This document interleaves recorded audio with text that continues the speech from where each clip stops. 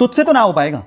अगर ये लाइन सुन के आपका कभी भी अपने आप पे डाउट आने लगे और आप अपने लक्ष्य को छोड़ने का सोच रहे हो, तो आज की कहानी आप अपने दिमाग में रखना, बहुत हिम्मत देगी। तो हुआ कुछ यूं कि एक जंगल में एक बरगद का पेड़ था और उस पेड़ पे चील ने अंडे दे रखे थे और उसी पेड़ के नीचे जंगली मुर्गी ने भी अंडे दे रखे थे। एक दिन हवा का बहाव आया और एक चील का अंडा नीचे गिर के मुर्गी के अंडों के साथ मिक्स हो गया। अब समय बीता, अंडे फूटे, वो चील का बच्चा भी बाहर आया, पर वो तो मुर्गी के अंडों के साथ था।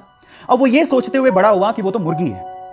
अब वो वही करता जो कि मुर्गियां करती थी, वो उतना ही उड़ सकता था जितनी मुर्गियां यूजुअली उड़ती हैं। और आपको पता है कि मुर्गियां ज्यादा नहीं उड़ सकती, आपको पता है। एक दिन वो चील का बच्चा जो कि मुर्गी की तरह पला बड़ा था, उसने आसमान में चील को उड़ते देखा। तो उसने अपनी मुर्गी माँ को पूछा कि माँ, वो पक्षी कौन है जो बड़े शान से उड़ रहा है? माँ कहती है बेटा वो तो चील है। तो बच्चा मासूमियत से सवाल पूछता है कि हम लोग इतना ऊंचा क्यों नहीं उड़ सकते? तो माँ कहती है क्योंकि तुम मुर्गी हो।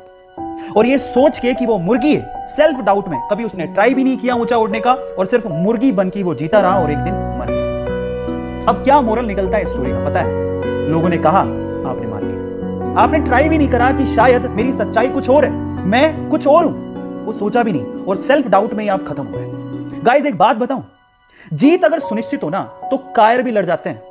बहादुर वो होते हैं जो हार का पता होने के बावजूद भी मैदान में डटे रहते हैं। इसलिए सेल्फ डाउट छोड़ो, अपने आप पे भरोसा रखो और लोगों के बहकावे में